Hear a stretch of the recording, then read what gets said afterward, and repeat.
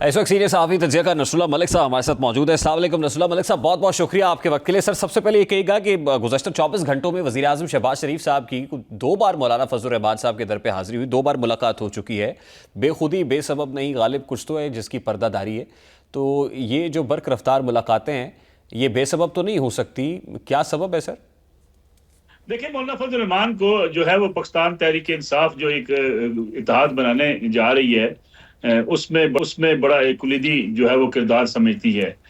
इसलिए हुकूमत की ये कोशिश है कि मौलाना फजल रहमान पाकिस्तान तहरीक इंसाफ के साथ ना जाएं और हुकूमत के खिलाफ किसी ऐसी मुहाज़राई का हिस्सा ना बने जो तहरीक इंसाफ जिसकी ख्वाहिशमंद है। तहरीक इंसाफ जितने एहतजाज अब तक कर चुकी, उसका कोई हुकूमत पर कोई खास असर नहीं हुआ और इसीलिए तहरीक इंसाफ जो है अब मौलाना फजल रहमान की तरफ से जो उनकी स्ट्रीट पावर है या मौलाना फजल रहमान का जो कद काठ है उसको इस इत्तेहाद के लिए ज़रूरी समझती है। तो मेरा ख्याल है कि हुकूमत जो है वो काफ़ी कोशिशों में है। जो गिले शिकवे हैं हुकूमत के साथ मौलाना फजल रहमान के, वो शहबाज शरीफ साहब जो है उसको भी दूर करना चाहते हैं और मेरे ख्याल में काफ़ी हद तक गिले शिकवे दूर हो चुके हैं। मौलाना फजल रहमान इतनी आसानी से हुकूमत के खिलाफ कोई तहरीक चलाने का हिस्सा नहीं बनते नजर आते। नहीं, देखिए, अभी तो 26वीं आईनी तरमीम का दाग नहीं धुला। फिर जो मदारिस बिल के नफाज के ऊपर एक फड्डा पड़ा, वो अपनी जगह पर मौजूद था। फिर हाल ही में जो है वो सेनेटर साहब सेनेटर कामरान मुर्जा ने कहा कि हमें तो बताया गया था मंसूर अली शाह साहब चीफ जस्टिस होंगे, लेकिन पहली कमेटी मीटिंग में पता चला कि नहीं, वो चीफ जस्टिस नहीं हो। तो इतनी आसानी से अगर हुकूमत मनाती है मौलाना को, तो हुकूमत के पास मौलाना को देने के लिए क्या है सर? देखिए, मेरे ख्याल में मौलाना फजल रहमान के लिए एक बड़ा जो है वो अहम मोड़ है ये सियासत का। अगर वो अपोजिशन इत्तेहाद की तरफ चले जाते हैं तो खैबर पख्तूनख्वा और बलूचिस्तान ही उनका होम ग्राउंड है। वहां पाकिस्तान तहरीक इंसाफ से नहीं गिले शिकवे हैं। फिर डेर इसमाइल खान, लकी मरवत, अगर बन्नू की सियासत को देखा जाए तो वहां उनके गिले शिकवे खैबर पख्तूनख्वा के वज़ीर आला अली बिन गंडापुर साहब से हैं। तो मेरे ख्याल में उनको पीटीआई या हुकूमत में से किसी एक का इंतखाब करना, अगर देखा जाए तो सियासी तौर पे उन्हें हुकूमत के साथ जाना ज्यादा मुनासिब लगता है। उनको वहां सपोर्ट मिल सकती है, अपने हल्के के अंदर फंड्स मिल सकते हैं। मौलाना किसी आइंदा आने वाली जो है हुकूमत की किसी जगह पे किसी इत्तेहाद का हिस्सा हो सकते हैं। पीटीआई के साथ जाने का उन्हें सियासी फायदा हो सकता है कि अगर, लेकिन अगेन जो है पीटीआई क्या उन्हें सियासी स्पेस देगी, जो पीटीआई के लिए बड़ा मुश्किल है। पीटीआई अपनी शिस्तें कैसे छोड़ दे, अपने उन अहम रहनुमाओं को वहां से विड्रॉ कैसे करे। तो मेरे ख्याल में पाकिस्तान की सियासत में या इत्तेहादों में या हुकूमत में सियासी जमातें अपना मुफाद पेश नजर रखती हैं। तो मौलाना फजल रहमान ये जरूर देखेंगे कि उन्हें नुकसान कहाँ पे, जिसका जिक्र आपने किया 26वीं आईनी तरमीम का, उसमें भी हुकूमत को काफी हद तक बेल आउट तो मौलाना फजल रहमान ने किया है।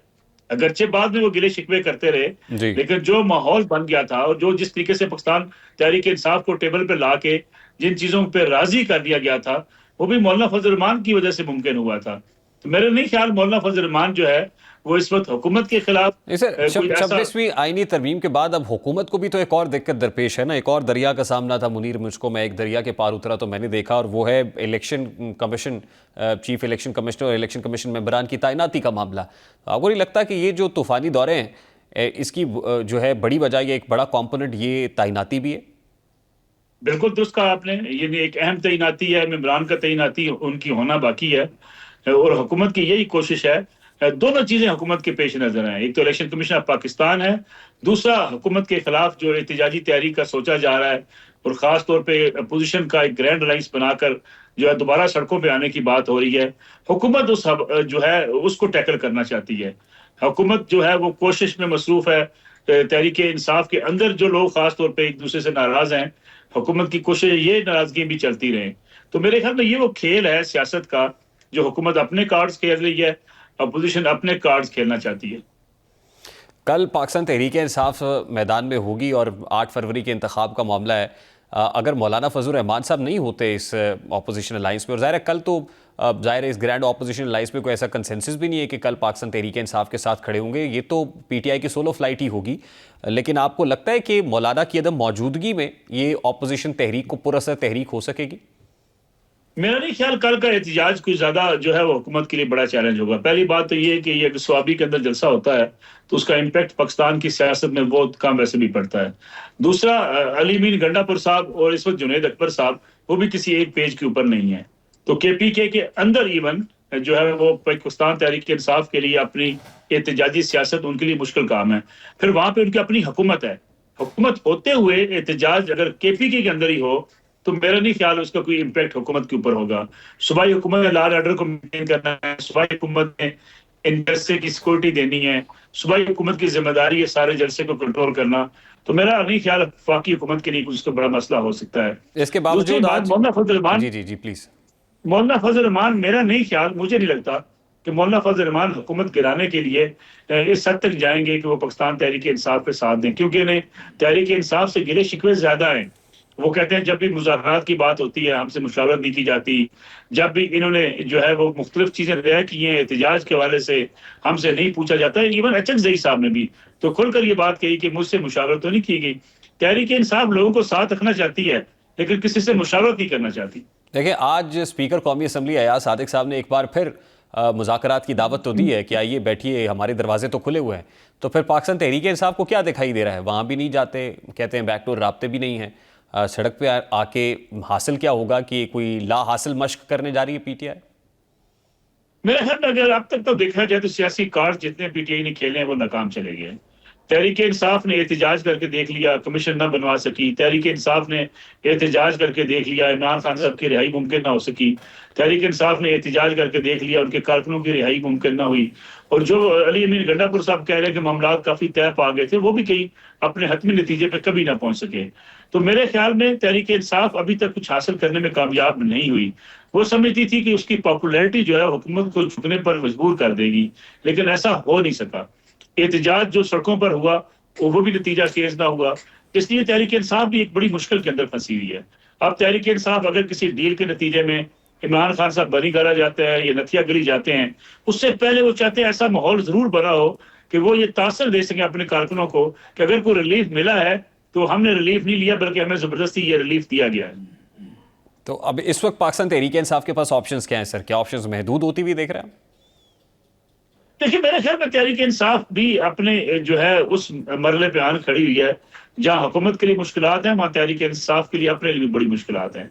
तहरीक इंसाफ अब करे तो करे क्या? पार्लियामेंट के डायलॉग में हिस्सा बने, पार्लियामेंट के अंदर अपनी परफॉर्मेंस को बेहतर करे, अपोजिशन वहां करती रहे, तो उसका फैसला तो ये नहीं हो सकेगा कि उसके नतीजे में इमरान खान साहब को रिलीफ मिल जाएगा। और अगर इमरान खान साहब जेल के अंदर रहते हैं, उनकी लीडरशिप जेल में रहती है, मुकदमात इसी तरीके से चलते रहते हैं। देखिए, आज भी जो बुशरा बीबी जो साबिक खातून अव्वल हैं, उनके केस के हवाले से उन्होंने जमानत का जो मामला है उस केस में भी बड़ी एक लटकती तलवार उनके ऊपर है, वो 26 नवंबर वाली, उसमें भी कम से कम उनको 3 साल सजा हो सकती है।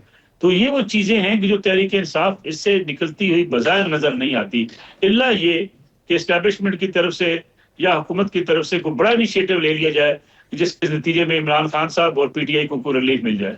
लास्टली नसरुल्लाह मलिक साहब, आप बड़े बाखबर सहाफ़ी हैं। जस्टिस काजी फ़ायज़ ईसा के हवाले से खबर सामने आ रही है कि उनको चीफ इलेक्शन कमिश्नर हुकूमत चाहती है कि लगा दिया जाए, क्या ये खबर दुरुस्त है?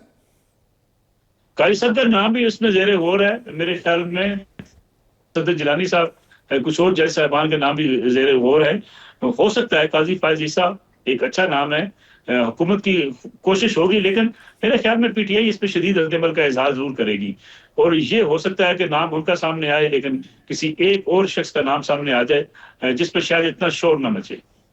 बहुत बहुत शुक्रिया नसरुल्लाह मलिक साहब आपके वक्त के लिए। सीनियर सहाफ़ी तजज़ियाकार नसरुल्लाह मलिक मौजूद थे। दूसरी जानिब सुप्रीम कोर्ट में भी महाजराई और जजेस का एक दूसरे को ख़त लिखने का सिलसिला जारी है और हाल ही में 4 जजेस ने चीफ जस्टिस ऑफ पाकिस्तान को एक ख़त भी लिखा है। सुप्रीम कोर्ट में 8 जजेस की तैनाती का मामला ज़ेर गौर आना, ऐसे में इस मामले पर सुप्रीम कोर्ट के 4 जजेस ने जो chief justice of Pakistan justice Yahya Afridi को ख़त लिखा और ख़त लिखने वाले जजेस में justice Mansoor Ali Shah, justice Muneeb Akhtar, justice Ayesha Malik और जस्टिस अतर मिनल्ला शामिल हैं। और ज़राए के मुताबिक ख़त में 10 फरवरी के जुडिशल कमीशन के इजलास को मौखर करने का मुतालबा किया गया है। ख़त के मंदरजात के मुताबिक 26वीं तरमीम केस में आईनी बेंच फुल कोर्ट का कह सकता है। ख़त के मुताबिक नए जजेस आए तो फुल कोर्ट कौन सी होगी ये तनाज़ा बनेगा। ख़त के मुताबिक इस्लामाबाद हाई कोर्ट में 3 जजेस ट्रांसफ़र हुए। आइन के मुताबिक नए जजेस का इस्लामाबाद हाई कोर्ट में दोबारा हल्फ लाजिम था। ख़त में कहा गया है कि हल्फ के बगैर इन जजेस का जज होना मशकूक हो जाता है। इसके बावजूद इस्लामाबाद हाई कोर्ट में सीनियरिटी लिस्ट बदली जा चुकी। मौजूदा हालात में जजेस लाने से कोर्ट पैकिंग का तासुर मिलेगा। पूछना चाहते हैं कि अदालत को इस सूरत हाल में क्यों डाला जा रहा है। ख़त में कहा गया है कि किसके एजेंडे और मफाद पर अदालत को इस सूरत हाल से दोचार किया जा रहा है। अब जजेस की तैनातियाँ, तकर्रियाँ, उन पर जजेस साहिबान ये मुतालबा कर रहे हैं कि जब तक 26वीं आईनी तरमीम पर कोई फैसला नहीं हो जाता तब तक जजेस की तकर्री ना की जाए। देखना यह कि चीफ जस्टिस जस्टिस इस खत को पसे पुष्ट डालकर 10 फरवरी को जुडिशल कमीशन का इजलास बुलाकर सुप्रीम कोर्ट में जजेस की तैनाती कर देते हैं, या फिर सुप्रीम जुडिशल कमीशन का जो जुडिशल काउंसिल का इजलास है उसको मौखर कर दिया जाता है ता वक्त के ये मसला हल हो जाए और जजेस की जो रिप्रेजेंटेशन भेजी हुई है उन्होंने chief justice Islamabad high court को, उसका वो कोई फैसला कर लें।